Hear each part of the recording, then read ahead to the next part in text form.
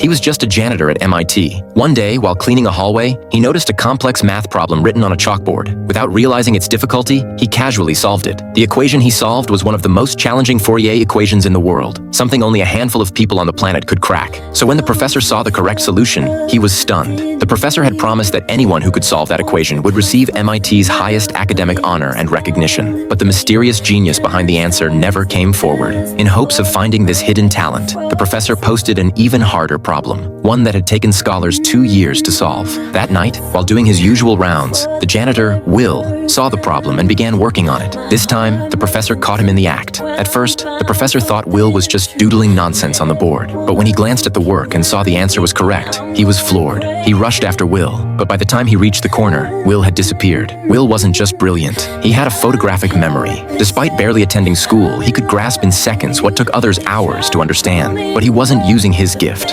Outside of work, he got into fights and ran with the wrong crowd. Determined to track him down, the professor did some digging and finally found Will. But by then, he was facing assault charges. In court, Will didn't hire a lawyer. Instead, he represented himself, quoting legal statutes from memory and shutting down the opposing counsel with ease. The professor, watching from the sidelines, was speechless. Clearly, this wasn't Will's first time in court. But this time, Will wasn't getting off so easily. He was arrested, and the bail was set so high he couldn't afford it. That's when the professor stepped in, with a deal. 2 conditions. First, Will would meet with him weekly to study advanced mathematics. Second, he had to attend therapy. Will thrived in math, solving complex problems faster than the professor himself. But therapy ? That was another story. He rejected every therapist assigned to him. 5 quit after facing his relentless sarcasm and stonewalling. So the professor called in an old college friend, Sean, a quiet psychology professor with a painful past of his own. Will gave Sean the same treatment, mocking him, insulting him, even attacking him personally. He ridiculed a painting Sean had done of his late wife, hitting a nerve that caused Sean to end the session in anger. Will thought he had won,